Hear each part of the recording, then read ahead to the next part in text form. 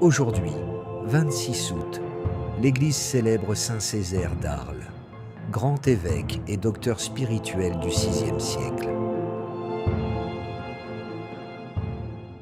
Césaire naît vers l'an 470 en Bourgogne, dans une famille chrétienne.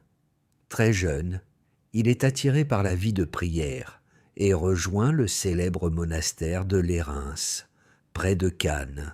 Sa santé fragile et son désir d'étudier le conduisent ensuite à Arles, où il devient prêtre, puis rapidement évêque en l'an 502, à seulement 32 ans. Son épiscopat durera 40 années. Césaire est l'un des grands pasteurs de son temps. Il gouverne son diocèse avec fermeté et douceur, attentif aux pauvres et aux malades. Il fonde à Arles un monastère de femmes qu'il confie à sa sœur Césarie et qui deviendra un foyer rayonnant de vie religieuse. Comme évêque, Césaire affronte les défis de son époque, les invasions barbares, les divisions dans l'Église et surtout la diffusion des hérésies, notamment l'arianisme.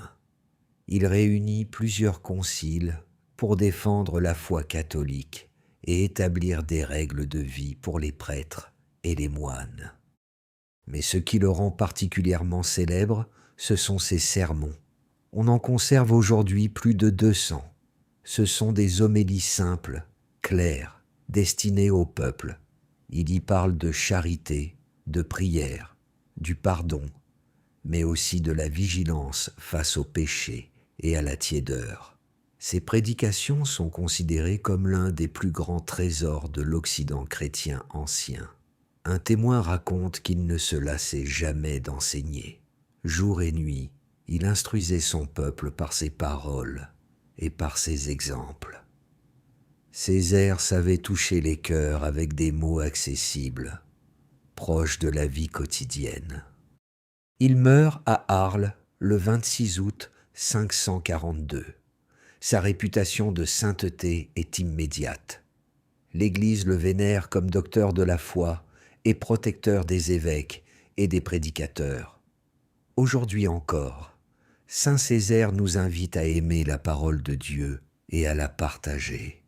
Comme lui, chacun peut être un témoin du Christ par sa parole et surtout par l'exemple de sa vie.